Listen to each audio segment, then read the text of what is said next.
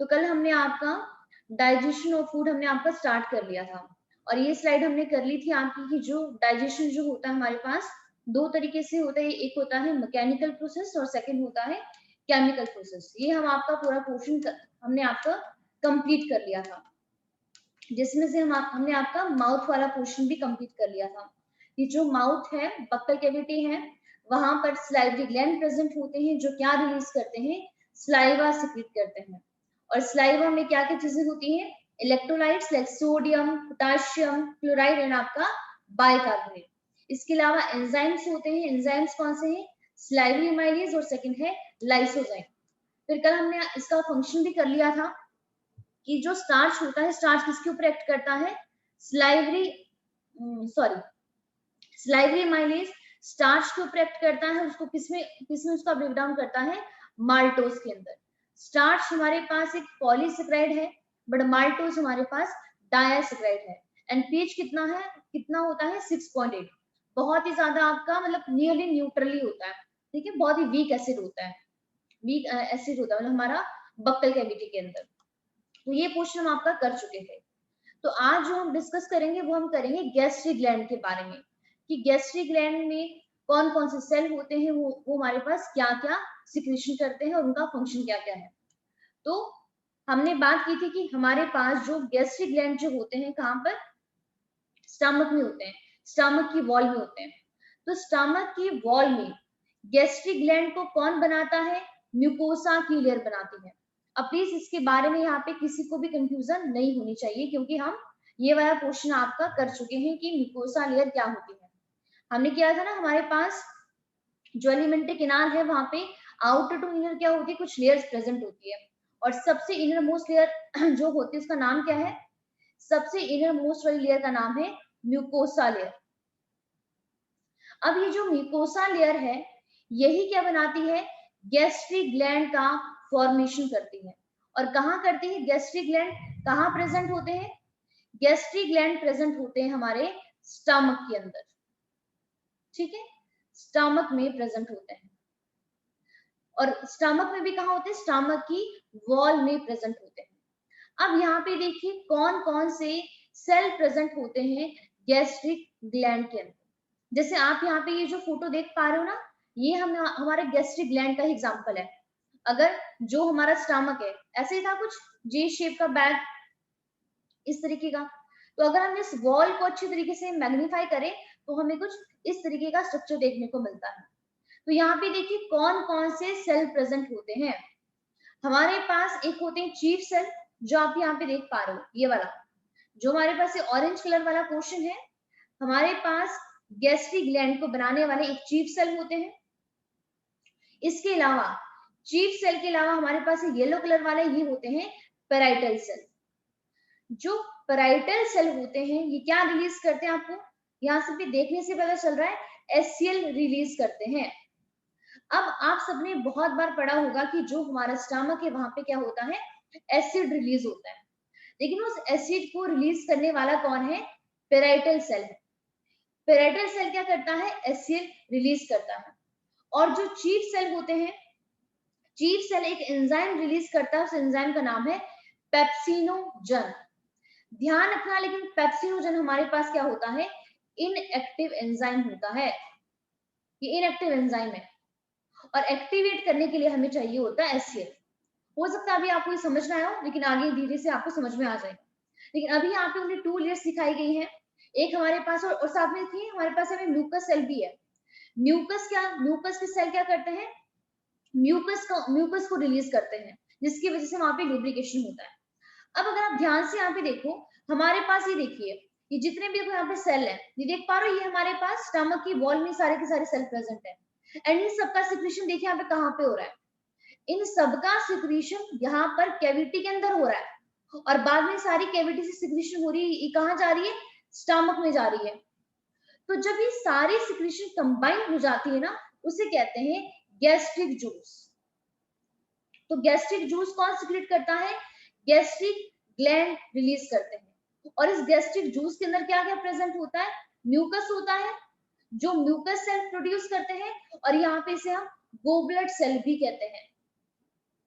इसके अलावा HCl भी होता है, HCl को रिलीज करने वाले कौन है, पेराइटल सेल। और इसके बाद हमारे पास पेप्सिनोजन भी होता है और पेप्सिनोजन को रिलीज करते हैं चीफ सेल। ठीक है, अब यहाँ पर भी एक फोटो यहाँ पे और देखते हैं। अब यहाँ पर भी देखिए, दोबारा देख सकते हो कि हमारे पास कौन कौन से सेल प्रेजेंट होते हैं। तो ये देखिए, प्लीज यहाँ पे इसको रिलेट करने की कोशिश कीजिए। अगर आप यहाँ पे इसको देख पा रहे हो, एक मिनट, ये देखिए हमारे पास ये वाली, ये देखिए ल्यूमन है स्टमक का, मतलब ये स्टमक की कैविटी है। और यहाँ पे देखिए जो भी सिक्रेशन हो रही है यहाँ पर हो रही है, इस वाले सरफेस पे। और साइड में हमारे पास कौन है, सेल है। जैसे हमारे पास ये देखिए म्यूकस नेक्स्ट सेल है, तो म्यूकस नेक्स्ट सेल क्या करते हैं, म्यूकस सिक्रेट करते हैं। साथ ही साथ में हमारे पास ये बाइकार्बोनेट का भी सिक्रेशन करते हैं। म्यूकस नेक्स्ट सेल के बाद कौन सा सेल है, पेराइटल सेल। पेराइटल सेल क्या सिक्रेट करते हैं, गैस्ट्रिक एसिड, जिसका नाम है HCl। तो हाइड्रोक्लोरिक एसिड का फॉर्मेशन कौन करता है, पेराइटल सेल करते हैं। साथ ही साथ में हमारे पास ये इंट्रिंसिक फैक्टर भी रिलीज करते हैं, ये काफी ज्यादा इंपॉर्टेंट है। इस इंट्रिंसिक फैक्टर को हम कास्टल गैस्ट्रिक फैक्टर भी कहते हैं।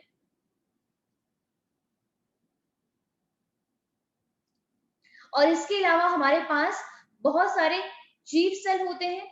चीफ सेल क्या करते हैं, पेप्सिनोजन रिलीज करते हैं। कौन से सेल क्या क्या रिलीज करते हैं, ये काफी ज्यादा इंपॉर्टेंट है।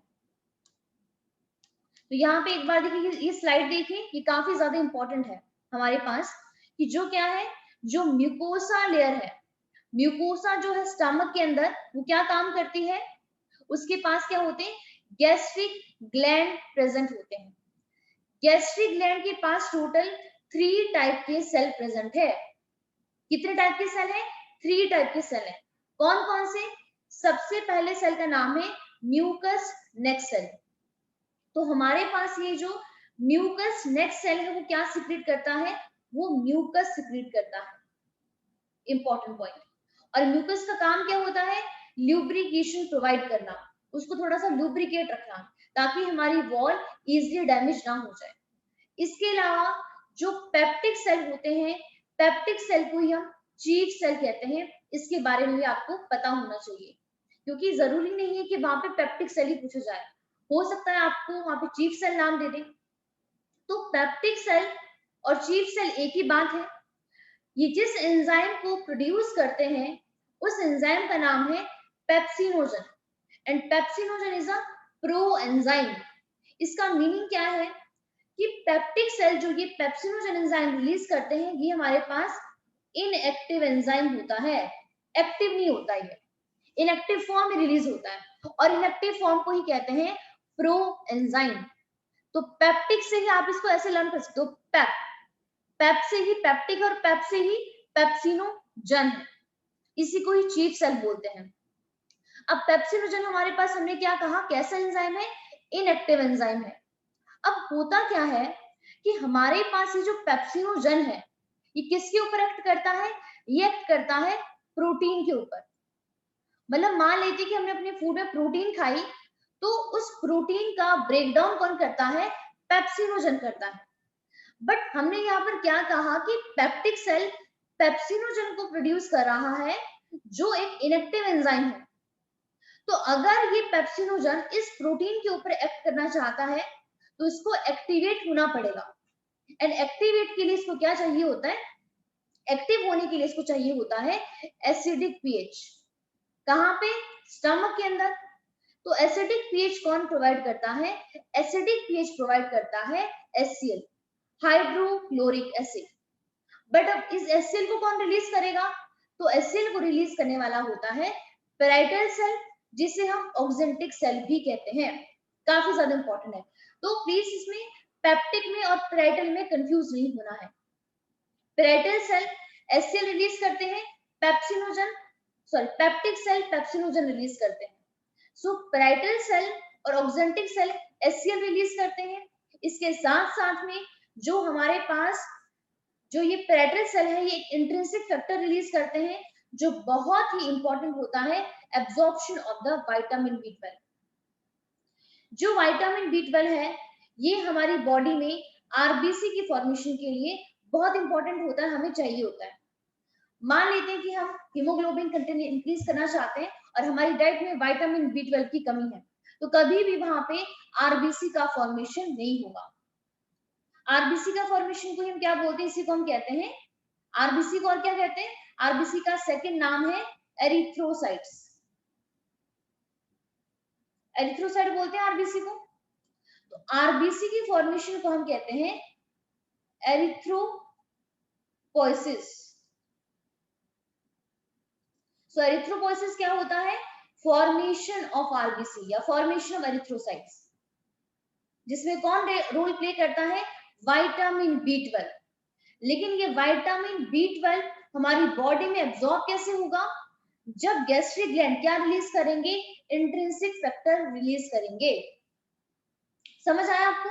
तो ये 3 टाइप के सेल हैं जो गैस्ट्रिक ग्लैंड में प्रेजेंट होते हैं। म्यूकस नेक सेल जो म्यूकस सिक्रेट करते हैं, पेप्टिक सेल को ही चीफ सेल कहते हैं, वो पेप्सिनोजन रिलीज करते हैं। इसके अलावा पेराइटल सेल जिसे ऑक्जेंटिक सेल बोलते हैं, वो सिक्रेट करते हैं HCl। और साथ ही साथ में कास्टल गैस्ट्रिक फैक्टर जिसे हम कहते हैं IF, इंट्रिंसिक फैक्टर, जो किसके लिए इंपॉर्टेंट होता है, विटामिन B12 की एब्जॉर्प्शन के लिए इंपॉर्टेंट होता है। अब यहाँ पे एक बार देखिए आगे दोबारा इस डायग्राम को प्लीज ध्यान से देखिए, अब आपको अच्छी तरीके से समझ में आ जाएगा। अभी हमने क्या बात की, गैस्ट्रिक ग्लैंड में पहला सेल कौन सा है, म्यूकस सेल, इसी को ही बोलते हैं म्यूकस नेक सेल। क्या प्रोड्यूस करते हैं, म्यूकस प्रोड्यूस करते हैं। इसके अलावा कौन से सेल होते हैं, पेराइटल सेल होते हैं, ये वाले। कौन से, हमारे पास है ऑरेंज वाले, सॉरी येलो वाले, जो पेराइटल सेल है। पेराइटल सेल को और क्या बोलते हैं, पेराइटल सेल को ही हम दूसरा नाम देते हैं आपका ऑक्जेंटिक सेल। और क्या रिलीज करते हैं, आप देख सकते हो HCl प्रोड्यूस करते हैं। HCl के साथ साथ एक फैक्टर और रिलीज करते हैं, क्या नाम है, IF, इंट्रिंसिक फैक्टर, जो किसके लिए इंपॉर्टेंट होता है, विटामिन B12 की एब्जॉर्प्शन के लिए। उसके बाद देखिए हमारे पास चीफ सेल है जिसका नंबर सबसे ज्यादा है। चीफ सेल क्या करते हैं, पेप्सिनोजन प्रोड्यूस करते हैं। लेकिन ये पेप्सिनोजन कैसा एंजाइम है, प्रो एंजाइम, इनएक्टिव एंजाइम है। इसको एक्टिवेट करने के लिए हमने क्या कहा था, हमें क्या चाहिए होता है, इसको एक्टिवेट करने के लिए चाहिए होता है एसिडिक पीएच। और एसिडिक पीएच कौन प्रोवाइड करता है, HCl प्रोवाइड करता है। तो HCl की प्रेजेंस में पेप्सिनोजन आपका एक्टिव फॉर्म में कन्वर्ट हो जाता है, जिसे हम कहते हैं पेप्सिन। तो ये पेप्सिन एक्ट कर सकता है प्रोटीन के ऊपर, because it is active form. Pepsinogen act नहीं करता है। समझ में आ गया आपको इसके बारे में? अब आगे भी देख सकते हो, यहाँ पर वही चीजें हैं। अब यहाँ पे थोड़ा सा पहले आपको मुझे कुछ यहाँ पे बताना है, उसके बारे में हम बाद में हम आगे मूव करेंगे। ये काफी इंपॉर्टेंट पॉइंट है। जैसे भी मैंने आपको बताया कि हमारे पास यहाँ पे क्या होता है, जो विटामिन B12 है उसकी एब्जॉर्प्शन बहुत इंपॉर्टेंट होती है, किसके लिए, अगर हम आरबीसी का फॉर्मेशन करवाना चाहते हैं। अब आरबीसी का फॉर्मेशन कहाँ होता है, ठीक है, और कैसे होता है, इसको समझते हैं। तो हमारे पास हमने क्या कहा, मान लेते हैं हमने खाना खाया और इस खाने में क्या था, विटामिन B12 था। अब विटामिन B12 को का एक नाम है, उसका नाम है कोबालामाइन। अब देखिए ये हमारे पास ये जो ब्लू कलर का कोई डॉट नजर आ रहा है, मान लेते हैं ये विटामिन B12 है। फूड के थ्रू ये कहाँ गया, हमारे स्टमक में गया। अब स्टमक में हमारे पास इसकी जो वॉल है वहां पे कौन प्रेजेंट है, गैस्ट्रिक ग्लैंड प्रेजेंट है। और गैस्ट्रिक ग्लैंड में कौन सी सेल है, पेराइटल सेल। अब देखिए जो गैस्ट्रिक ग्लैंड के पेराइटल सेल थे उन्होंने क्या रिलीज किया, IF रिलीज किया। What is IF, intrinsic factor. इसी को कहते हैं कास्टल गैस्ट्रिक फैक्टर। अब यहाँ पे देखिए क्या हुआ, IF जो था वो आपका बाइंड हुआ किसके साथ, इधर यहाँ पे देखिए ये हमारे पास विटामिन B12 है और ये IF है। अभी देखिए ये B12 है और यहाँ पे ये व्हाइट कलर वाला नजर आ रहा है, ये हमारे पास IF है। IF ने स्टमक के अंदर ही विटामिन B12 को पकड़ लिया और पकड़ने के बाद आगे कहाँ लेकर जा रहा है, स्मॉल इंटेस्टाइन के इलियम में, और जैसे इलियम में पहुंचा, इलियम से वो कहां ट्रांसपोर्ट हो गया, लीवर के अंदर ट्रांसपोर्ट हो गया। समझ है आपको? तो यहाँ पे हम जो लीवर का ये ट्रांसपोर्ट कर पा रहे हैं किसका, विटामिन B12 को, ये because of this if. If नहीं होता तो कभी भी विटामिन B12 यहाँ पे लीवर में एब्जॉर्ब नहीं होगा। तो यहाँ पे वही लिखा कि इंट्रिंसिक फैक्टर है क्या, it is a glycoprotein. Glycoprotein का मतलब है कि प्रोटीन का बना हुआ है।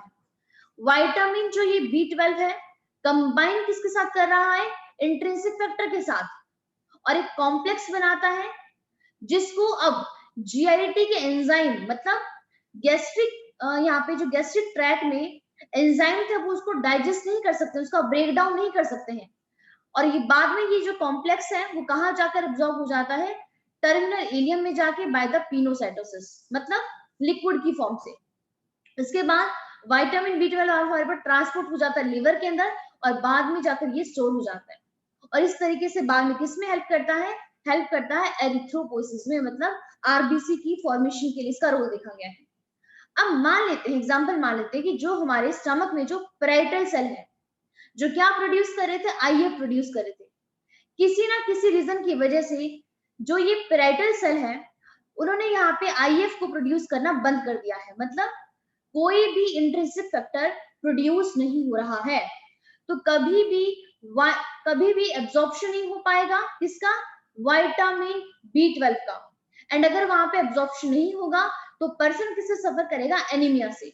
एनीमिया क्या होता है, खून की कमी, ठीक है, आरबीसी की डेफिशिएंसी, हीमोग्लोबिन की डेफिशिएंसी। तो एनीमिया किस वजह से हो रहा है, क्योंकि विटामिन B12 एब्जॉर्ब नहीं हो पाया। अगर हमारे पास विटामिन B12 एब्जॉर्ब नहीं हो रहा है तो वहां पर क्या होगा, आरबीसी की फॉर्मेशन ही नहीं होगी, और फॉर्मेशन नहीं होगी तो पर्सन किससे सफर करेगा, एनीमिया से सफर करेगा। अब हमने यहाँ पर क्या बात की कि जो हमारा गैस्ट्रिक ग्लैंड है वहां से क्या रिलीज हो रहा है, गैस्ट्रिक जूस रिलीज हो रहा है। एक बार एक काम करते हैं, इसका हम यहाँ पे फ्लो चार्ट में इसको लेते हैं।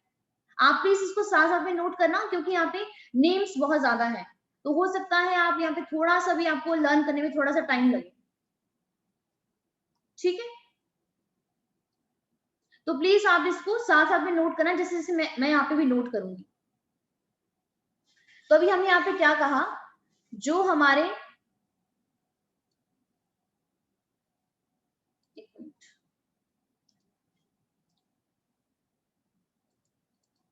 जो गैस्ट्रिक ग्लैंड है, सबसे पहली चीज तो ये गैस्ट्रिक ग्लैंड को कौन बनाता है, म्यूकोसा लेयर, जो सबसे इनर मोस्ट लेयर होती है। इसके बाद जो हमारे पास है जो गैस्ट्रिक ग्लैंड है, इसकी सिक्रीशन को बोलते हैं गैस्ट्रिक जूस। गैस्ट्रिक ग्लैंड के पास टोटल कितने सेल होते हैं, 3 टाइप के सेल प्रेजेंट होते हैं। कौन कौन से सेल होता है, सबसे पहला सेल होता है म्यूकस नेक्स्ट सेल। उसके बाद सेकंड कौन सा सेल होता है, सेकंड का नाम था पेप्टिक सेल, जिसे हम चीफ सेल भी कहते हैं। और थर्ड था पेराइटल सेल, जिसे हम ऑक्जेंटिक सेल भी कहते हैं। अब यहाँ पे देखो, म्यूकस नेक्स्ट सेल का तो सिंपल सा काम है, क्या चीज सिक्रेट करता है, म्यूकस सिक्रेट करता है। अब हमारे पास जो पेप्टिक सेल है, जिसे हम चीफ सेल भी कहते हैं, ये क्या प्रोड्यूस करते हैं, ये प्रोड्यूस करते हैं एक इनएक्टिव एंजाइम। इस इनएक्टिव एंजाइम का नाम क्या है, पेप्सिनोजन, जिसे हम प्रो एंजाइम भी कहते हैं। कैसी फॉर्म है? इनएक्टिव फॉर्म है पेप्सिनोजन।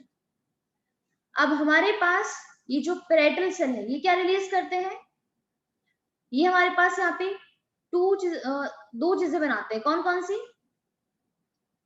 पहला HCl हाइड्रोक्लोरिक एसिड, और साथ में सेकंड है IF इंट्रिंसिक फैक्टर,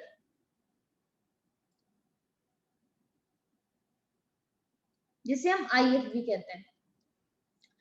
अब ये जो पेप्सिनोजन है इसका काम क्या होता है? इसका काम होता है प्रोटीन के ऊपर एक्ट करना, प्रोटीन का ब्रेकडाउन। लेकिन प्रॉब्लम क्या है? ये कैसी फॉर्म में प्रेजेंट होता है? इनएक्टिव फॉर्म में है। अब हमें इस पेप्सिनोजन को एक्टिव करना है, तो एक्टिव करने के लिए हम किसकी हेल्प लेते हैं? HCl की। तो HCl आता है और इस पेप्सिनोजन को किस में कन्वर्ट कर देता है? इसको कन्वर्ट कर देता है पेप्सिन के अंदर,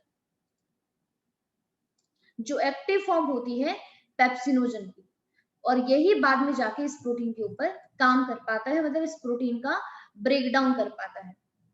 आप इसको यहाँ पे इस तरीके से भी लिख सकते हो। हमारे पास एक मिनट, कि जैसे यहाँ पे हमारे पास क्या है? पेप्सिनोजन है और यहाँ पे पेप्सिन है। HCl आता है और इसको एक्टिवेट कर देता है। तो पेप्सिन एक्टिव फॉर्म और पेप्सिनोजन इनएक्टिव फॉर्म। ठीक है। और मान लेते हैं कि पेराइटल सेल जो है अगर IF को प्रोड्यूस करना बंद कर दे तो क्या हो जाएगा? हम किसे सफर करेंगे? एनीमिया से सफर करेंगे, क्योंकि हमारे पास IF किसके लिए चाहिए होता है? For the absorption of the vitamin B12। अब हमने कल एक बात की थी कि जब हमारा फूड माउथ से आया तो माउथ में उसको क्या मिला था? माउथ में हमारा फूड था, उसको मिला ही वहां पे सलाइवा,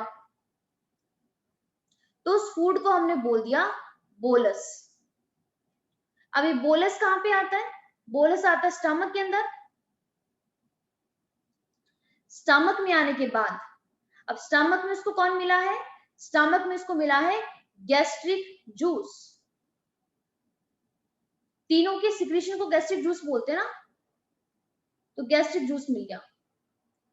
अब हमारा ये जो बोलस था ये आपका गैस्ट्रिक जूस के साथ मिल चुका है। अब इस फूड को हम बोलते हैं काइन। ये आपको पता होना चाहिए। तो काइन किसको बोला? जब बोलस किसके साथ कंबाइन हो गया? गैस्ट्रिक जूस के साथ कंबाइन हो गया। ठीक है, समझ आ गया आपको इसके बारे में?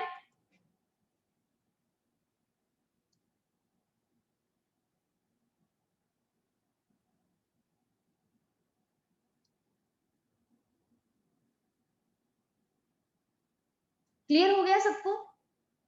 किसी को कोई भी डाउट तो नहीं रहा यहाँ पे?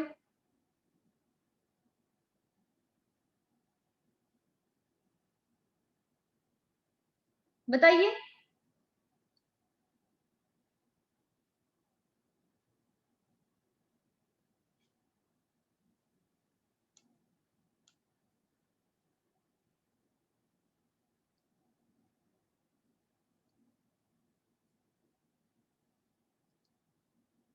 ओके, तो अभी हमने यहाँ पे इसी के बारे में बात की थी। अब बस इसकी यहाँ पे थ्योरी पढ़ लेते हैं, और साथ में देखो, चलो पहले इसकी कुछ ये देख लेते हैं। यहाँ पे देखिए क्या लिखा गया है, वही चीजें हैं जो भी हमने यहाँ पे रीड की, कि जो हमारा स्टमक है वो क्या करता है? फूड को स्टोर करता है। हाँ, ये चीज आपको बताना भूल गई कि वो आपका कितना टाइम यहाँ पे फूड को स्टोर करता है। तो स्टमक स्टोर करता है फूड को फॉर द सम टाइम, कम से कम कब से आपका 2 to 6 आवर्स तक स्टमक के अंदर फूड हमारा टेम्परली स्टोर होता है। आप सबने भी नोटिस किया ही होगा कि देखो, जब भी हम खाना खाते हैं तो खाना खाने के उसके 2-3 घंटे बाद या 5-6 घंटे के बाद ही हमें भूख लगती है, क्योंकि तब तक जो हमने खाना खाया होता है वो हमारा स्टमक में चला जाता है, एंड स्टमक से धीरे धीरे वो कहाँ जाना शुरू करता है? इधर इंटेस्टाइन की तरफ आपका जाना शुरू करता है। तो यहाँ पे देखिए काइन, काइन क्या है? Creamy liquid living the stomach. तो स्टमक में जब फूड पहुंच गया है फिर हम उसे बोल देते हैं आपका, फिर हम उसे बोलते हैं काइन।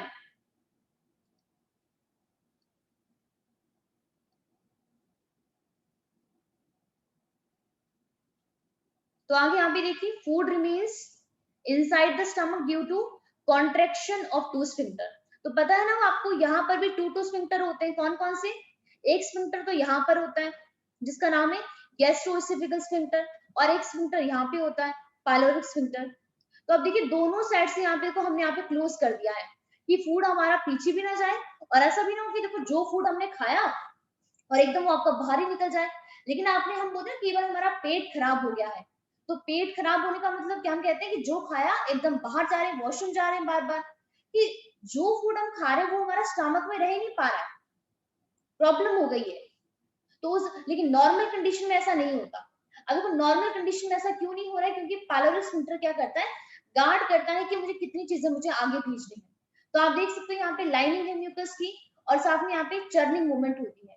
तो चर्निंग मूवमेंट क्यों होती है? क्योंकि यहाँ पे क्या होती है, मसल्स प्रेजेंट होती है। और कौन सी मसल्स होती है हमारे पास, वो भी हमने बात की थी इसके बारे में। तो आप यहाँ पर भी देख सकते हो विच स्फिंक्टर इज कॉन्ट्रैक्टेड। जब हमारे पास ये वाला कॉन्टेक्ट होगा उस टाइम पे ये वाला रिलैक्स होगा, और जब ये रिलैक्स है उस टाइम पे ये कॉन्टेक्ट होगा। अब जो भी मैंने आपको बताया, देखो ये सारी चीजें वही है, आप खुद ही देखो, आपको सब कुछ समझ में आ जाएगा कि हमारा जो स्टमक है वहां पे क्या क्या चीजें होती है। पहली बात तो देखिए मस्कुलर कॉन्ट्रेक्शन होती है, जिसे हम कहते हैं पेरिस्टल्सिस मूवमेंट। ये हम कल भी कर चुके थे, अभी भी कर लिया। पेरिस्टल्सिस मूवमेंट कैसे डाइजेशन करवा रहा है? मैकेनिकल डाइजेशन करवा रहा है। लेकिन साथ ही साथ में केमिकल डाइजेशन होता है प्रोटीन का, और प्रोटीन का डाइजेशन कौन करता है? पेप्सिन करता है। लेकिन इस पेप्सिन ये बनता कैसे है? With the help of acid, और एसिड का नाम है हाइड्रोक्लोरिक एसिड। तो HCl ही क्या करता है, यहाँ पे पेप्सिन का फॉर्मेशन करता है।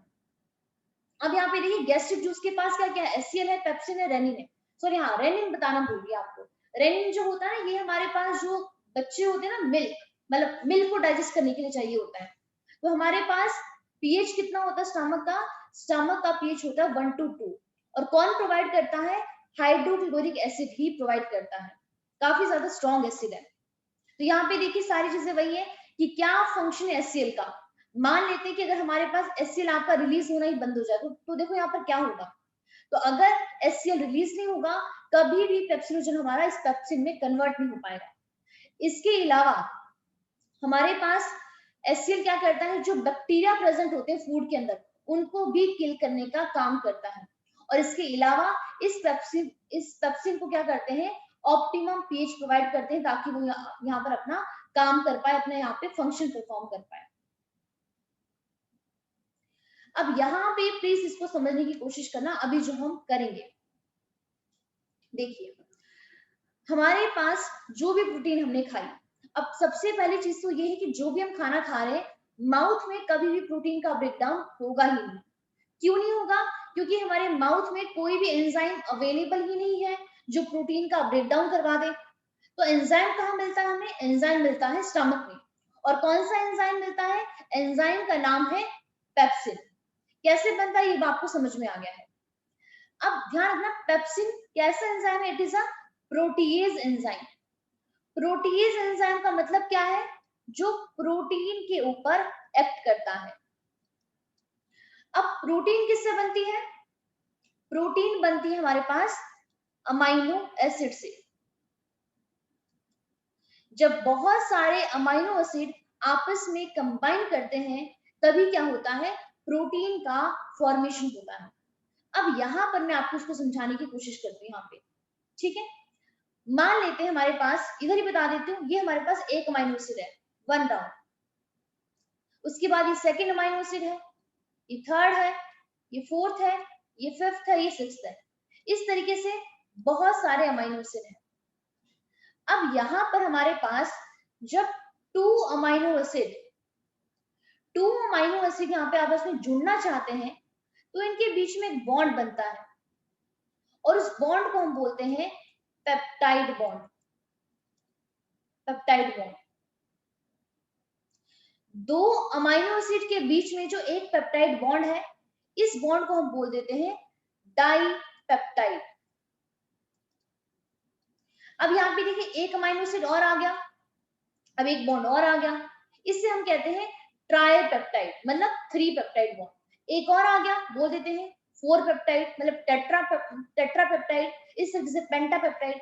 अब बहुत सारे यहाँ पे अमाइनो एसिड जुड़ गए आपस में, और इधर कौन सा बॉन्ड फॉर्म हो रहा है, इधर बॉन्ड फॉर्म हो रहा है पेप्टाइड बॉन्ड।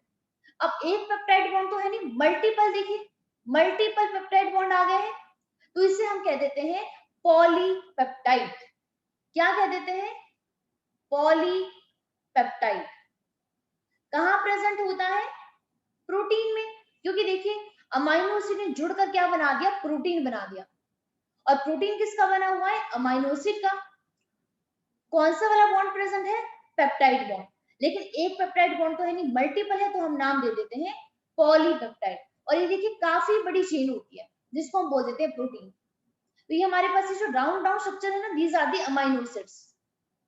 जस्ट ओनली यहाँ पे दिखाया गया है, बट इतना सिंपल नहीं होता अमाइनो एसिड का स्ट्रक्चर, जस्ट यहाँ पे सिंपलीफाई करके आपको दिखाया गया है। अब यहाँ पे स्टमक में इस प्रोटीन को कौन मिलता है, प्रोटीन को मिलता है पेप्सिन। अब पेप्सिन आता है, लेकिन ये क्या काम करता है, इस प्रोटीन को पूरा नहीं तोड़ पाता है, बस यहाँ पे इसके 2 ही टुकड़े कर पाता है। मतलब बहुत बड़ी चेन थी, उस बड़ी चेन को उसने थोड़ा छोटा कर दिया, को बीच से तोड़ दिया। तो अब हम इसको भी अभी भी क्या बोल रहे हैं, पॉलीपेप्टाइड ही बोल रहे हैं, क्योंकि देखिए अभी भी बहुत सारे पेप्टाइड बॉन्ड है, दिख रहा है आपको, ये प्रोटीन तो बहुत ही लंबा स्ट्रेच था। तो यहाँ पे अभी भी किसमें के अंदर चेंज हुआ, पॉलीपेप्टाइड के अंदर चेंज हुआ। कौन कर रहा है, पेप्सिन कर रहा है। प्रोटीन को तो तोड़ने की शुरुआत कर दी है, लेकिन अभी भी हमारे पास से कंप्लीट ब्रेकडाउन इसका नहीं हुआ है। अब देखिए इसके बाद क्या होता है, रेनिन के बारे में आपको बाद में बताती हूँ।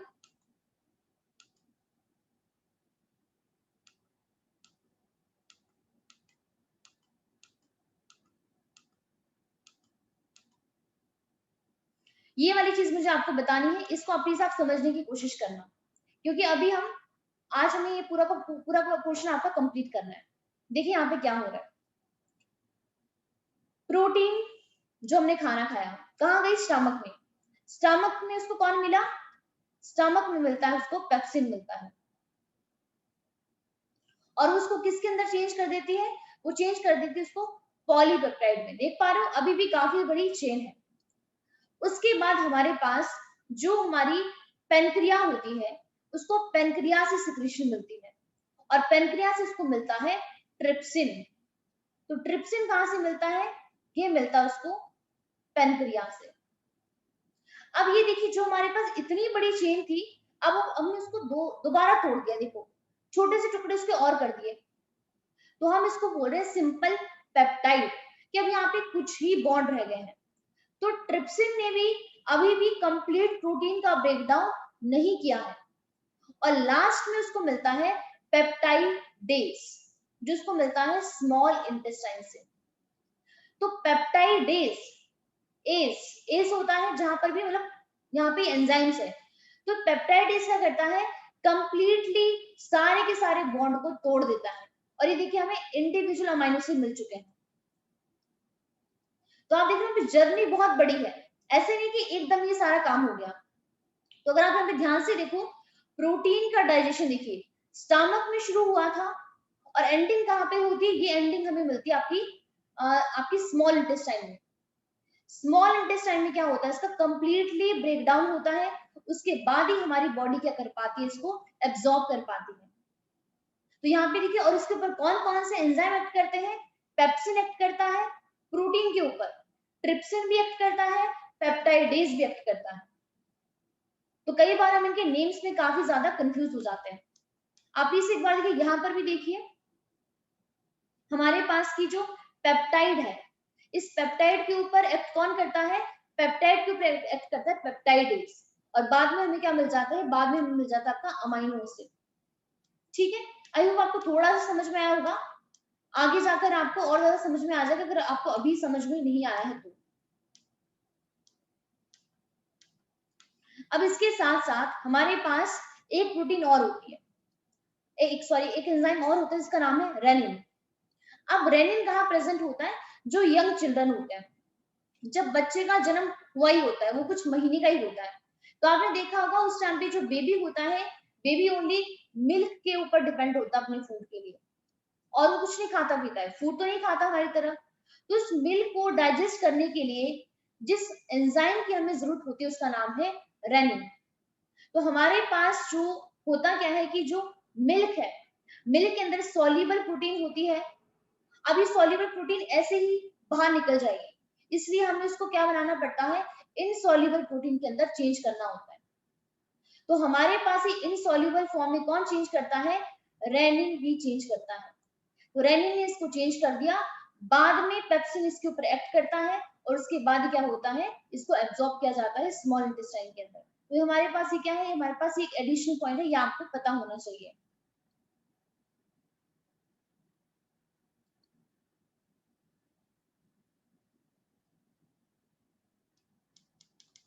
तो अब एक बार इसकी थ्योरी कर लेते हैं। यहाँ पे भी हमने जो जो भी बातें की यहाँ पर, ठीक है, सारी चीजें यहाँ पर है।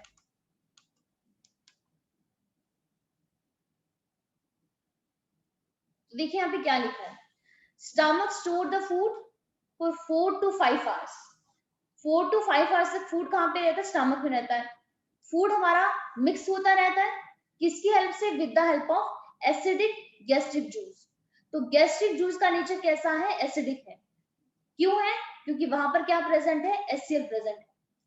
तो फूड मिक्स हो रहा है एसिडिक गैस्ट्रिक जूस की वजह से, और इसके अलावा by the churning movement of its muscular wall. तो कल ही हमने बात की थी कि जो वॉल जो है किसकी, हमारे पास स्टमक की, वो कैसी होती है, मस्कुलर होती है, और वहां पे चर्निंग मूवमेंट होती है। और अब उस फूड को हम क्या बोल रहे हैं, उस फूड को हम बोलते हैं काइन। अब फूड का नाम क्या पड़ गया, काइन पड़ गया। अब हमारे पास एक प्रो एंजाइम है, प्रो एंजाइम का नाम क्या है, pepsinogen. On exposure to HCl, hydrochloric acid, जब इस पेप्सिनोजन को HCl का एक्सपोजर मिलता है तो वो किस में कन्वर्ट हो जाता है, एक्टिव एंजाइम जिसका नाम है पेप्सिन। तो एक्टिव एंजाइम में कन्वर्ट करने के लिए उसको क्या चाहिए, HCl चाहिए। The proteolytic enzyme of the stomach. Proteolytic का मतलब क्या होता है, प्रोटीन का ब्रेक डाउन करने वाला एंजाइम, जो कहाँ प्रेजेंट है, स्टमक में प्रेजेंट है। क्या नाम है, पेप्सिन। कैसे बना है, with the help of HCl। अब यहाँ पे देखिए कुछ नाम दिए गए हैं। पेप्सिन कन्वर्ट करता है प्रोटीन को प्रोटियोसिस एंड पेप्टोन। तो प्लीज इसको समझने की कोशिश करना। अभी मैंने आपको बताया ना कि हमारी जो प्रोटीन थी, आपकी बहुत बड़ी चेन है, बहुत ही लंबी चेन है, इस तरीके से बहुत लंबी। इसको हमने छोटी छोटी चेन के अंदर आपका तोड़ दिया, तो उस छोटी छोटी चेन को हम बोलते हैं पेप्टाइड। मतलब आपके अभी भी बहुत सारे मल्टीपल पेप्टाइड बॉन्ड है, लेकिन इतनी लंबी चेन है, उसको हमने बीच से कट कर दिया। तो इसी को बोलते हैं प्रोटियोसिस और इसी को बोलते हैं पेप्टोन। तो प्रोटीन के ऊपर जब पेप्सिन एक्ट करेगा तो प्रोटीन को किस में तोड़ देगा, प्रोटीएजेस के अंदर और आपका पेप्टोन के अंदर। अब इसके अलावा जो म्यूकस है और जो बाइकार्बोनेट है, अब रिलेट करने की कोशिश कीजिए। म्यूकस बाइकार्बोनेट हमने सारी चीजें पढ़ ली है कि कौन सीक्रेट करता है, म्यूकस ने एक्सेल करते हैं। ये भी गैस्ट्रिक जूस में प्रेजेंट होते हैं, और इसका रोल क्या होता है, ल्यूब्रिकेशन करना, उसको मॉइस्ट रखना। और साथ ही साथ में हमारे पास क्या होता है, जो HCl रिलीज होता है, वो HCl वहां पे एलिमेंट्री किनाल को डैमेज ना कर दे, इसलिए हमारे पास ये जो म्यूकस वाली लेयर होती है ना, ये वहां पे प्रोटेक्शन प्रोवाइड करती है।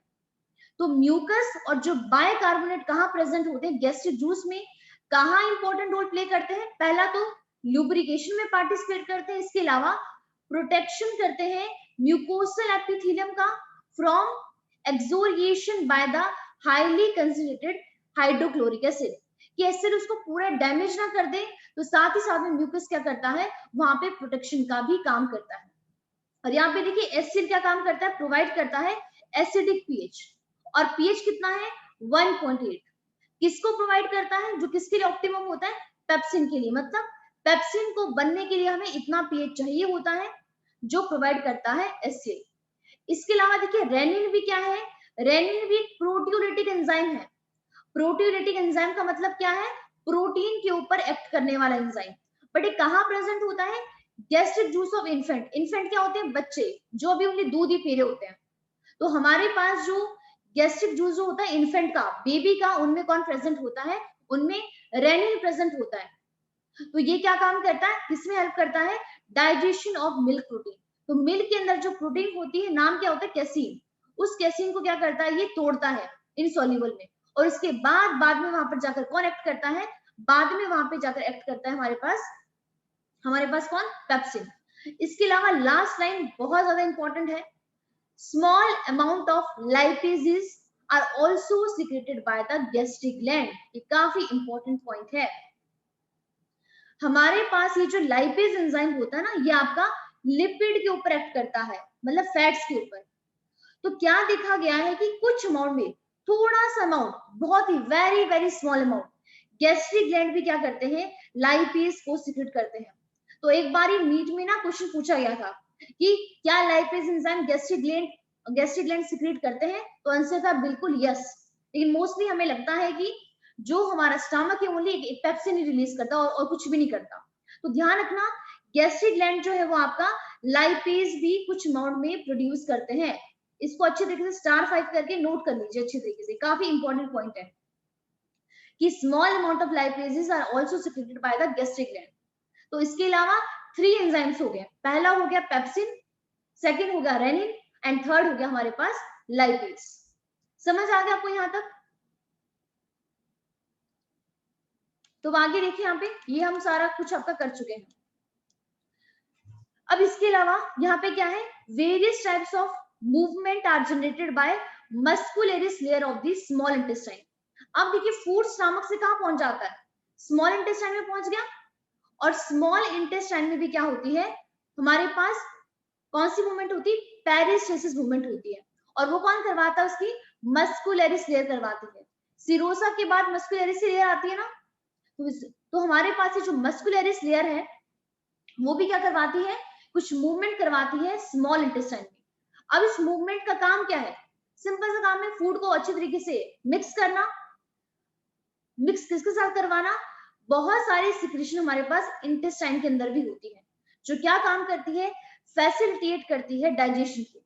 अब यहाँ पर अभी जो 2 लाइन है ना, इसी को अभी हम यहाँ पे डिटेल में डिस्कस करेंगे। जस्ट ओनली अभी यहाँ पे मैं यहाँ पे रीड कर देती हूँ। यहाँ पे क्या लिखा है, bile, pancreatic juice and intestinal juice are the secretion released into the small intestine।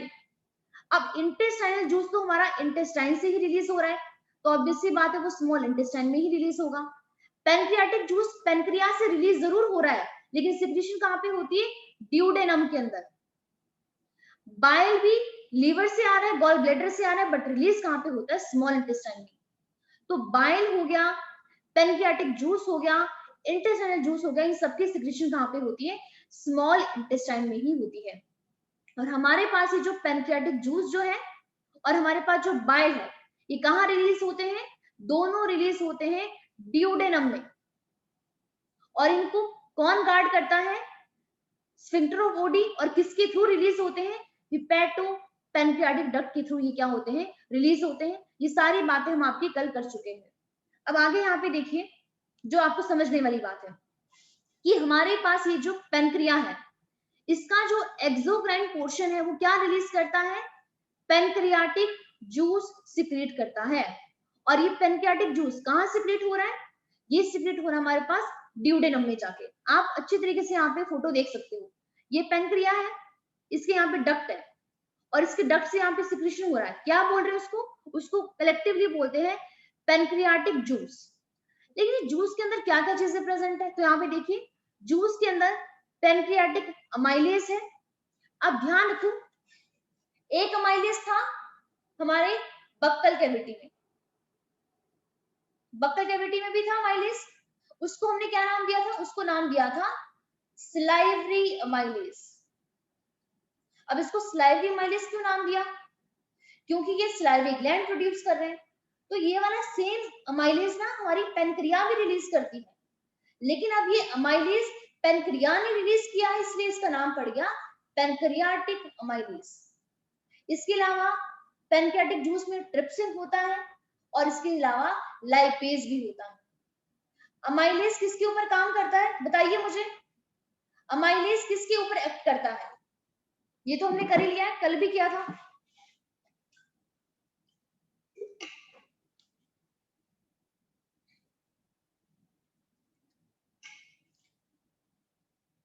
सारे बच्चे आंसर करेंगे, अमाइलेज किसके ऊपर एक्ट करता है,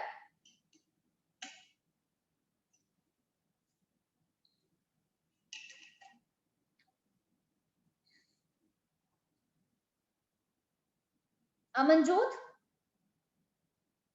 प्रोटीन क्यों एक्ट करता है अमाइलेज?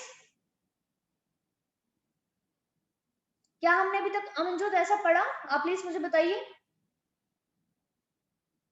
और प्लीज बाकी बच्चे भी आंसर करेंगे।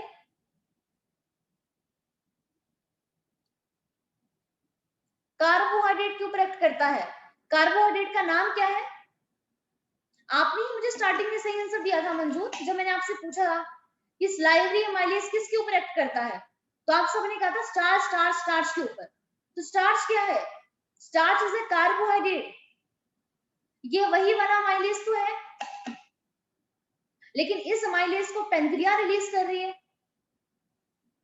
तो हमारे पास जो स्लाइवरी अमाइलेज जो है या फिर पेनक्रियाटिक अमाइलेज, दोनों स्टार्च के ऊपर ही एक्ट करते हैं। प्रोटीन के ऊपर अभी तक हमने एक ही एंजाइम पढ़ा है जिसका नाम है पेप्सिन। तो हमारे पास ये जो अमाइलेज है ना, कल हमने डेटा भी पढ़ा था कि जो भी हम खाना खा रहे हैं उसमें से जो आपका 30% स्टार्च है ना, वो हमारा माउथ में ही ब्रेक डाउन हो जाता है। तो इसका मतलब अभी भी 70% बच गया ना। 100% आपने स्टार्च खाया, 30% माउथ में, उसको माउथ में वो टूट गया with the help of salivary amylase, लेकिन बचा हुआ 70% इसको कौन डाइजेस्ट करेगा अब? तो इसका डाइजेशन होता है इधर पेनक्रिया में, सॉरी स्मॉल इंटेस्टाइन में। स्मॉल इंटेस्टाइन में क्या रिलीज हो रहा है? पेनक्रिया अपनी सिक्रीशन कर रहा है, जिसमें से हमारे पास एक कौन है? अमाइलेज है, जो अब ये बचे हुए 70% के ऊपर एक्ट करेगा। ठीक है, तो पेनक्रियाटिक जूस में हमारे पास ये सारी चीजें चली आती है। बट एनसीईआरटी में यहाँ पे बहुत बड़ी लंबी लिस्ट दी गई है कि हमारे पास ये जो पेनक्रियाटिक जूस होता है उसके पास बहुत सारे एंजाइम्स होते हैं। तो मैं चाहती हूँ कि आप इसको अभी अपनी कॉपी में नोट कीजिए, क्योंकि अभी हमें इन सबका फंक्शन यहाँ पर देखना है कि कौन कौन से एंजाइम रिलीज होते हैं पेनक्रिया से। तो यहाँ पे देखिए कौन कौन से एंजाइम है। पेनक्रिया से जो रिलीज हो रहा है उसको बोलते हैं पेनक्रियाटिक जूस, और इस जूस के अंदर कितने सारे एंजाइम है? Trypsinogen, chymotrypsinogen, procarboxypeptidase, amylases, lipases, nucleases. तो प्लीज आप इनको नोट कीजिए अपनी कॉपी में, ये काफी ज्यादा इंपॉर्टेंट है, इन पे आपके बहुत सारे क्वेश्चंस बनते हैं। तो हमारे पास अभी कितने हो गए? 6 हो गए। ये 6 एंजाइम है जो कौन प्रोड्यूस करता है? पेनक्रिया प्रोड्यूस करती है, उसका एक्सोक्राइन पोर्शन प्रोड्यूस करता है।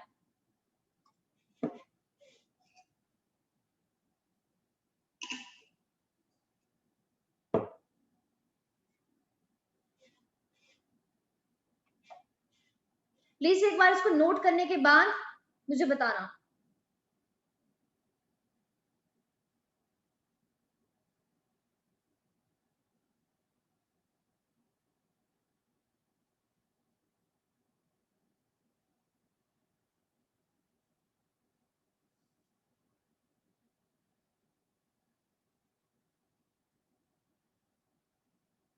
सारे बच्चे नोट करेंगे?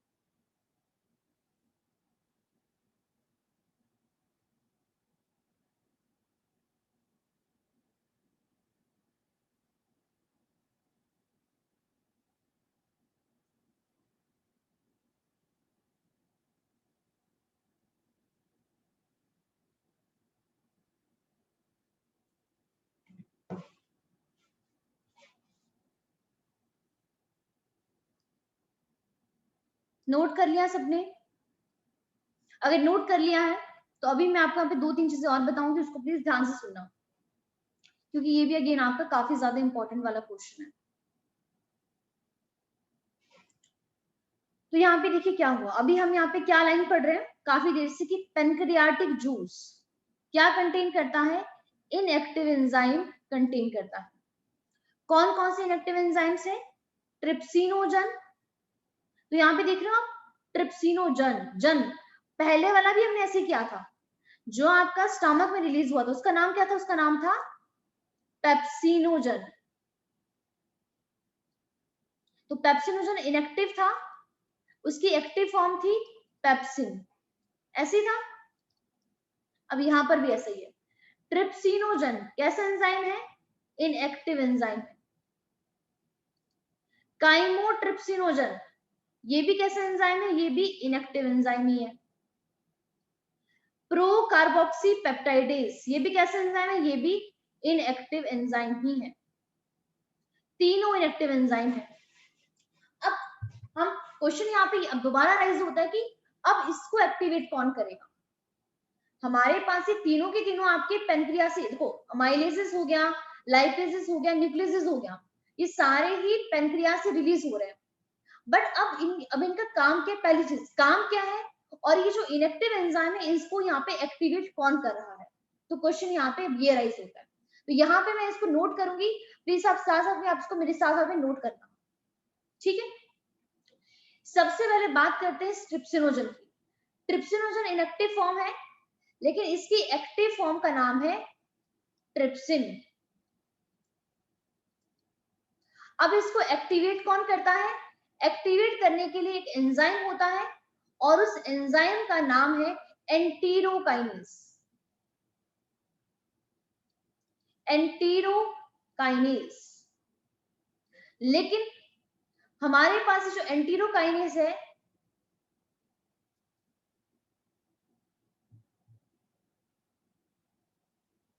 इसको प्रोड्यूस करता है, एक मिनट यहां पे लिख देती हूँ, एंटीरोकाइनेज प्रोड्यूस करता है इंटेस्टाइन। तो यहाँ पे देखिए ट्रिप्सिनोजन कहां से रिलीज हुआ, पेनक्रियास से, इनएक्टिव फॉर्म थी, एक्टिव फॉर्म है ट्रिप्सिन, बट ट्रिप्सिन में कन्वर्ट करने के लिए किसकी जरूरत पड़ी, एंटीरोकाइनेज की, और एंटीरोकाइनेज को प्रोड्यूस किसने किया, इंटेस्टाइन ने। कौन से इंटेस्टाइन, स्मॉल इंटेस्टाइन, ठीक है। अब इसके अलावा काइमोट्रिप्सिनोजन, काइमोट्रिप्सिनोजन भी कैसा एंजाइम है, इनएक्टिव एंजाइम है, इसकी एक्टिव फॉर्म है काइमोट्रिप्सिन। अब इसको एक्टिवेट कौन करता है, इसको एक्टिवेट करता है ये ट्रिप्सिन। इस ट्रिप्सिन की हेल्प से क्या होता है, काइमोट्रिप्सिनोजन काइमोट्रिप्सिन में चेंज होता है। फिर हमारे पास थर्ड है प्रो कार्बोक्सी पेप्टाइडेज। तो हमारे पास ये जो प्रो कार्बोक्सी पेप्टाइडेज है ये भी कैसी फॉर्म है, इनएक्टिव फॉर्म है, और इसकी एक्टिव फॉर्म का नाम है, एक्टिव फॉर्म का नाम है कार्बोक्सी पेप्टाइडेज।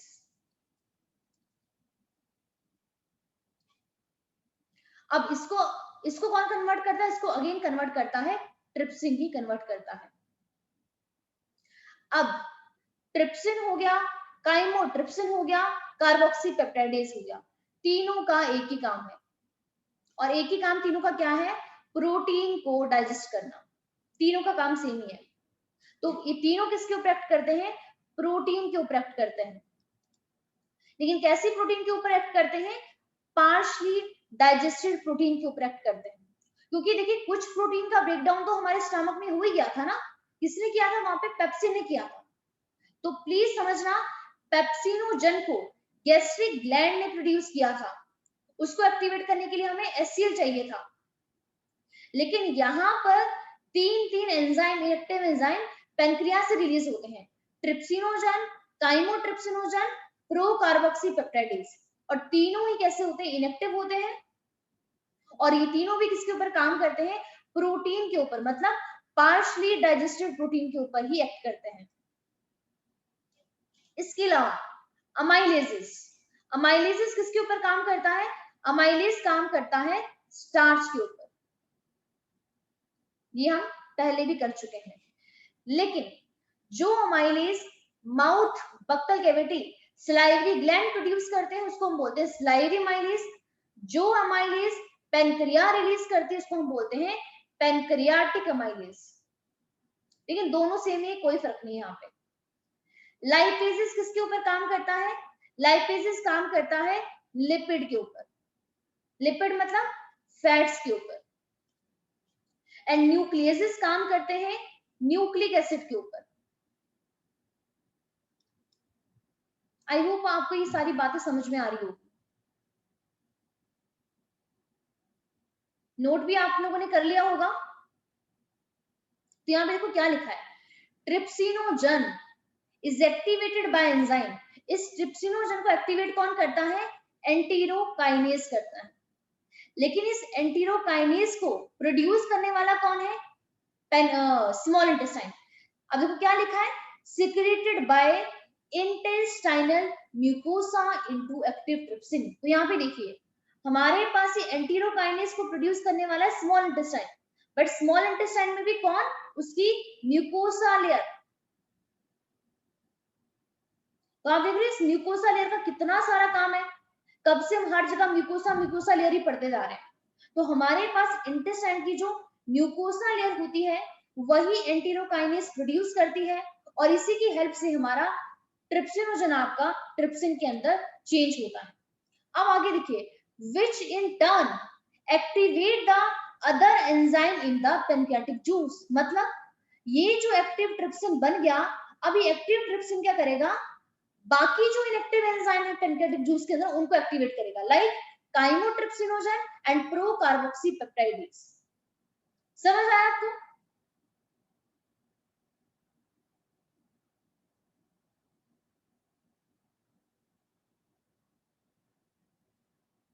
क्लियर हुआ?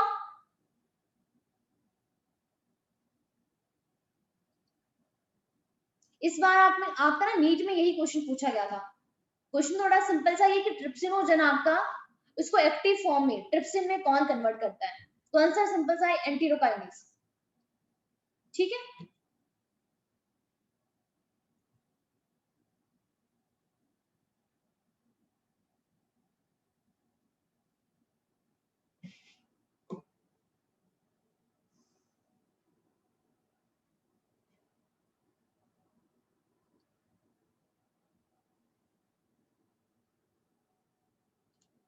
तो यहाँ पे देखिए, यहाँ पे मेनली जस्ट ये देखा गया है।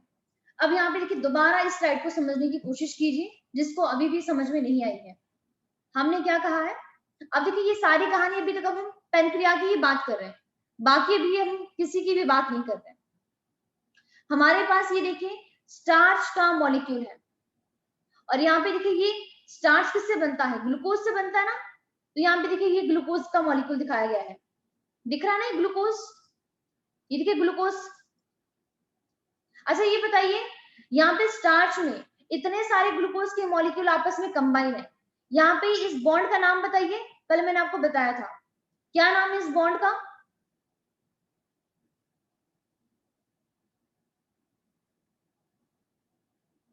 जो यहाँ पे स्टार्च के बीच में प्रेजेंट है, मतलब इधर ग्लूकोज के बीच में प्रेजेंट है।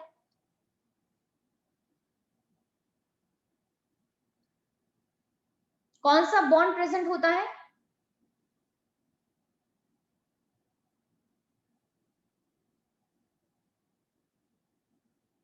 प्लीज सारे बच्चे आंसर करेंगे। कौन सा बॉन्ड प्रेजेंट होता है? ग्लाइकोसिडिक बॉन्ड प्रेजेंट होता है। और कौन सा ग्लाइकोसिडिक? यहाँ पे प्रेजेंट होता है ग्लाइकोसिडिक बॉन्ड। और कौन सा ग्लाइकोसिडिक? ओ ग्लाइकोसिडिक। क्योंकि ग्लाइकोसिडिक बॉन्ड भी आप ना दो दो टाइप के पढ़ोगे, एक होता है एन ग्लाइकोसिडिक और दूसरा होता है ओ ग्लाइकोसिडिक। तो यहाँ पर ओ ग्लाइकोसिडिक बॉन्ड होता है। अब देखिए यहाँ पे अमाइलेज एक्ट कर रहा है स्टार्च के मॉलिक्यूल के ऊपर, और इसको किसमें तोड़ दिया? माल्टोज के अंदर तोड़ दिया। तो कल भी बताया था माल्टोज कैसी sugar? It is a disaccharide. अगर प्लीज आपको ये चीजें याद नहीं है तो प्लीज अच्छे से कर लेना। कल मैंने आपको सारी चीजें, लास्ट में मैंने आपको इसी चीज का मैंने आपको रिवीजन बॉक्स भी दिया था कि प्लीज इसको अच्छी तरीके से करना। तो यहाँ पे देखिए माल्टोज में हमारे पास दो दो शुगर के मॉलिक्यूल हैं, और ये दोनों क्या है? Both are glucose. तो माल्टोज किससे बनता है? Maltose is a disaccharide, di मतलब टू, सैकेराइड मतलब शुगर, तो यहाँ पे टू शुगर है, ग्लूकोज एंड ग्लूकोज। सेकंड देखिए यहाँ पे प्रोटीन एंड पॉलीपेप्टाइड। अभी देखिए बहुत सारी पॉलीपेप्टाइड है, इसे आप प्रोटियोजेस एंड आपको पेप्टोन भी बोलते हो। अभी पे ट्रिप्सिन एक्ट कर रहा है। ट्रिप्सिन किसने प्रोड्यूस किया था? पेनक्रिया ने। किसमें चेंज कर दिया? पेप्टाइड में। इसके अलावा लाइपेज भी था उसके पास। अब अभी भी मैंने आपको बताया कि लाइपेज किसके ऊपर एक्ट करता है? फैट के ऊपर, मतलब लिपिड के ऊपर एक्ट करता है। और जब ये इस लिपिड के ऊपर एक्ट करता है, इसको किसमें तोड़ देता है? ग्लिसरॉल प्लस हमारे पास फैटी एसिड।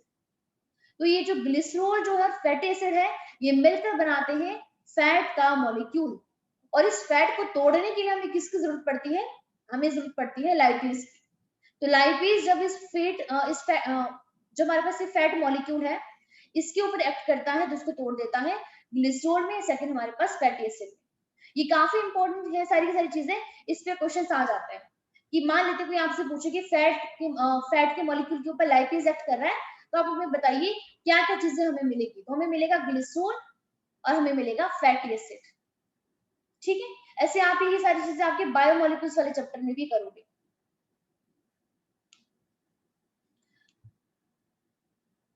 तो यहाँ पे प्लीज इसको समझने की कोशिश करना।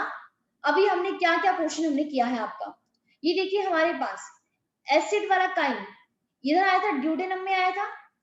पेनक्रियास से देखिए पेनक्रियाटिक जूस आ रहा है, कहाँ रिलीज हो रहा है? ड्यूडेनम के अंदर रिलीज हो रहा है। इतना क्वेश्चन हमने कर लिया है और यहाँ पे क्या क्या हो रहा है ये भी हम कर चुके हैं। अब हम यहाँ पे बात करेंगे दोबारा इस बाइल के बारे में। कि ऐसे ये भी हमने कर ही लिया कि जो हमारा लीवर है वो बाइल को बनाता है लेकिन स्टोर करने का काम करता है गॉल ब्लैडर। ठीक है,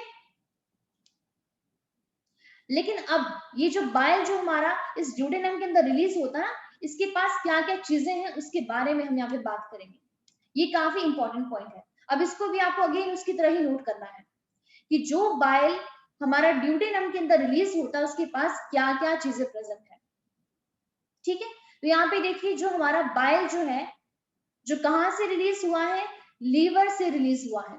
उसके पास क्या क्या है? पहला पॉइंट, उसके पास हमारे पास है बाइल पिगमेंट। और दो तरह के पिगमेंट्स होते हैं बाइल के अंदर। पहला पिगमेंट है बिलीरुबिन, सेकंड पिगमेंट है बिलीवर्डिन। सेकंड हमारे पास बाइल सॉल्ट होते हैं, थर्ड होता है कोलेस्ट्रॉल एंड फोर्थ है phospholipid. But again very very important, no enzyme. जैसे भी हमने बात की थी ना कि स्टमक जो है उसके पास कुछ अमाउंट में लाइपेज भी होता है, उसी तरीके से ये लाइन भी काफी इंपॉर्टेंट है कि बाइल जो है आपका जो ड्यूडेनम के अंदर रिलीज हुआ उसके पास कोई भी एंजाइम नहीं होता है। इसको अच्छे तरीके से हाईलाइट कर लीजिए, बाइल कंटेन नो एंजाइम्स। चार चीजें होती है, बाइल पिगमेंट होता है, बिलीरुबिन एंड बिलीवर्डिन, ये पिगमेंट के नाम है। बाइल सॉल्ट होता है, कोलेस्ट्रॉल होता है, फॉस्फोलिपिड्स होते हैं, लेकिन एंजाइम्स नहीं होते हैं। कोलेस्ट्रॉल एंड फॉस्फोलिपिड ये दोनों ही हमारे पास ना लिपिड्स के अंदर ही आते हैं। अब हमारे पास ये जो बाइल जो है उसका काम क्या होता है? फैट की इमल्सिफिकेशन करना। इमल्सिफिकेशन का मीनिंग क्या होता है इसको भी मैं आपको समझाऊंगी। मतलब ब्रेक डाउन कर देना बड़े से फैट के मॉलिक्यूल को छोटे छोटे पीसेस में, इसको बोलते हैं माइसेल्स। एंड उसके बाद बाइल के ऊपर बाइल एक्टिवेट करता है लाइपेज को, लाइपेजेस को, जो बाद में लिपिड का ब्रेक डाउन करते हैं। बस अभी आप इसके बारे में इसको समझिए, ये भी आपको याद हो जाएंगे कि बाइल के पास बाइल पिगमेंट है और हमारे पास बाइल सॉल्ट है। जो हमारे जो फीकल मैटर होता है, अनडाइजेस्टेड फूड मटेरियल होता है, सबने देखा होगा वो येलो कलर का होता है। जो हमारा यूरिन होता है वो भी येलो कलर का होता है। उसका ये जो येलो कलर है ना, उस बाइल पिगमेंट की वजह से होता है। इसलिए कई बार क्वेश्चन पूछा जाता है ना कि एक जो बेबी है, बेबी जो छोटा सा बेबी है वो मिल्क तो आपका व्हाइट पीता है लेकिन उसका फीकल मैटर तो येलो होता है। तो रीजन क्या है? तो रीजन यही है, bilirubin and biliverdin. Bilirubin and biliverdin की वजह से ही हमारा फीकल मैटर क्या हो जाता है? येलो कलर का हो जाता है। और पिगमेंट ऑब्वियसली बात है, पिगमेंट मतलब कुछ ना कुछ उसको कलर प्रोवाइड करना। ठीक है, अब यहाँ पर हमने क्या कहा कि बाइल किस में हेल्प कर रहा है, फैट की इमल्सिफिकेशन में हेल्प करता है। अब प्लीज समझने की कोशिश करना, डाइजेशन वर्ड अलग है, इमल्सिफिकेशन वर्ड अलग है। जो बाइल है वो बिल्कुल भी डाइजेशन नहीं करता है, इसको अच्छे तरीके से अपने माइंड में आप बिठा लो। बाइल का डाइजेशन में कोई भी रोल नहीं है, उसका रोल है इमल्सिफिकेशन करना। इमल्सिफिकेशन क्या होता है इसको भी हम समझेंगे। तो ये फैट की इमल्सिफिकेशन करता है बट उसको डाइजेस्ट नहीं करवाता है, ध्यान रखना इसके बारे में।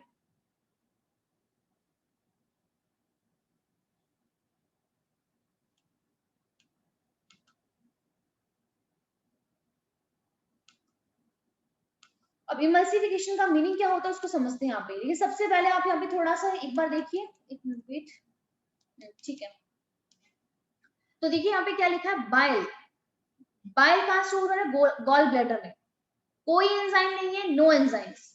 और क्या क्या चीजें हैं, वाटर है, सोडियम क्लोराइड है, कुछ सॉल्ट भी प्रेजेंट है, बाइल सॉल्ट है, बाइल की पिगमेंट है। कौन कौन से दो पिगमेंट थे, बिलीरुबिन एंड बिलीवर्डिन। पीएच कितना होता है 8। तो प्लीज अब देखिए इसको रिलेट करने की कोशिश कीजिए। अब तक हमने आपका पीएच कैसा पढ़ा, स्टमक में कैसा पीएच था, स्टमक में पीएच था एसिडिक। कितना पीएच था आपका, 1 से लेके 2 तक। और ये एसिडिक पीएच किसकी वजह से था, ड्यू टू द HCl। लेकिन देखिए ऐसा हो सकता है ना, बहुत सारे एंजाइम इस एसिडिक पीएच पे काम ना कर पा रहे हो और उसको एल्किलाइन पीएच चाहिए हो, लेकिन एल्किलाइन पीएच तो उसको कहीं मिल ही नहीं रहा है। तो अब यहाँ पर एल्किलाइन पीएच प्रोवाइड कौन करता है, ये बाइल करता है, क्योंकि बाइल का पीएच होता है 8 और 8 पीएच कैसा होता है, एल्केलाइन होता है। आई होप आप सबको इसके बारे में पता होगा कि अगर हम बात करते हैं पीएच की, बस ओके कमलप्रीत, ऐसे मैं भी, आप एक मिनट वेट कीजिए, मुझे थोड़ा सा भी चेक करने दीजिए आप। चलो ठीक है कमलप्रीत, बाकी फिर आप ना रिकॉर्डिंग्स देख लेना।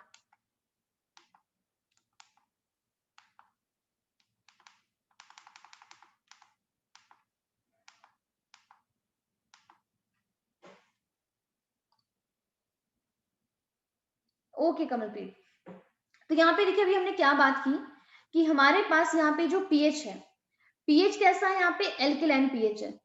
कहाँ का, बाइल का। तो बहुत सारी चीजें ऐसी हैं जो एसिडिक पीएच पर क्या नहीं हो सकती है, डाइजेस्ट नहीं हो सकती है। तो उसके लिए हमें कैसा पीएच चाहिए होता है, एल्किलाइन पीएच चाहिए।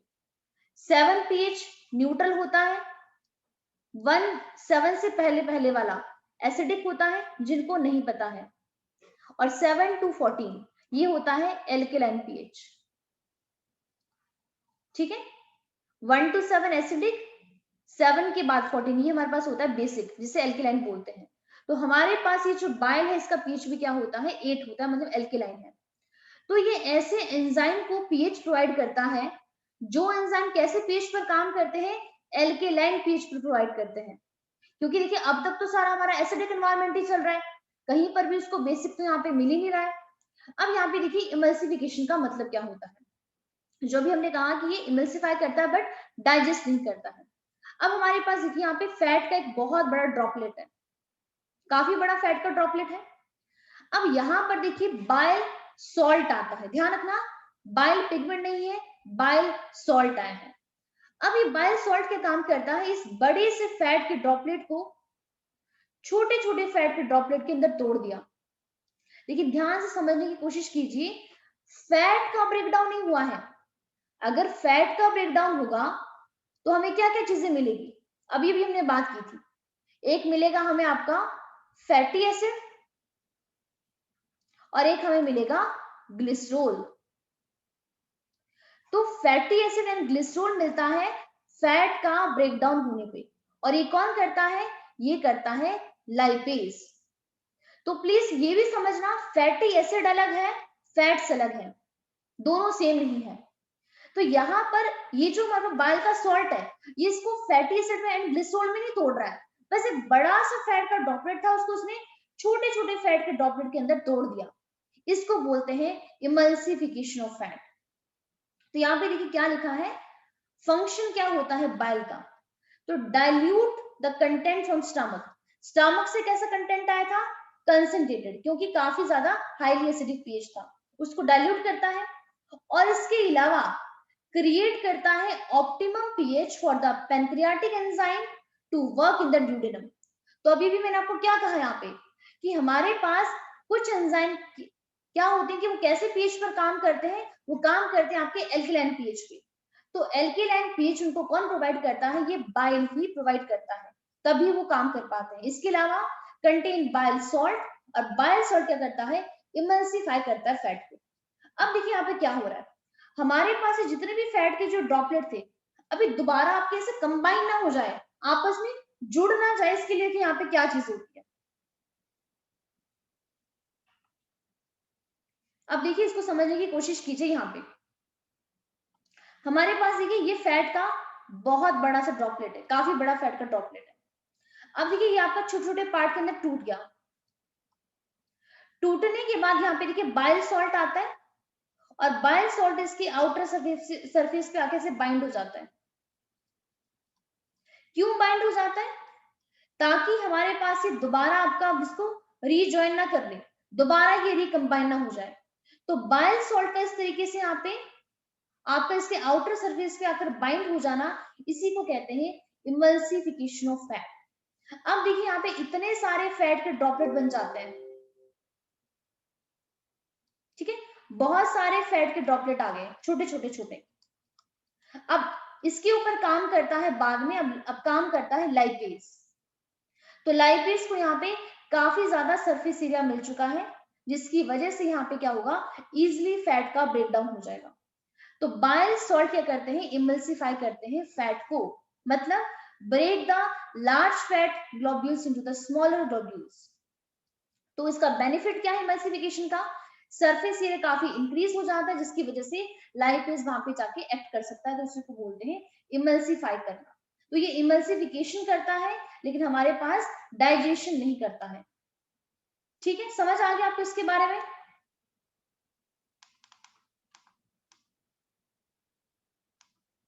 कैसे कैसे चीजें काम कर रही है, बाकी पोर्शन फिर हम आपका कल ही करेंगे, क्योंकि अभी भी यहाँ पे थोड़ा सा आगे टाइम लग जाएगा। और जहां तक मेरा ख्याल है कल हमारा चैप्टर आपका ये फिनिश हो जाएगा, क्योंकि भी थोड़ा सा पोर्शन रहता है, इसके बाद फिर आपकी डिजीज वाला पोर्शन रहता है फिर।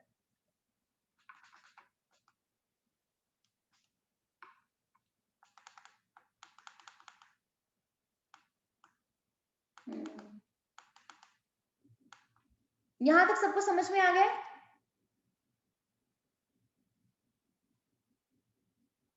किसी को कोई भी डाउट है?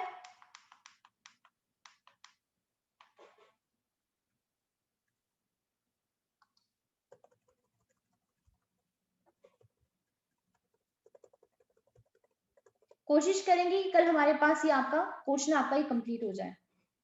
तो प्लीज मेरी आप लोगों से रिक्वेस्ट ये है कि यहाँ पे लर्निंग पोर्शन काफी ज्यादा है, कि पेनक्रियाज से कौन कौन से एंजाइम रिलीज हो रहे हैं, उसके बाद यहाँ पे देखिए जो बाइल रिलीज हो रहा है उसमें क्या क्या चीजें प्रेजेंट है, उसका काम क्या है, ये सारी चीजें आप कर लेना। इंटेस्टाइन वाला पोर्शन रहता है वो हम आपका फिर कल ही करेंगे, ठीक है।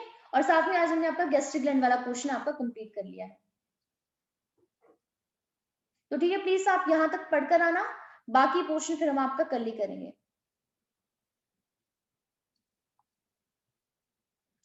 ओके चलो गौरी, फिर बाय बाय। कोमल स्वागत, Divyam bye bye. Thank you ma'am. Okay जी, वेलकम।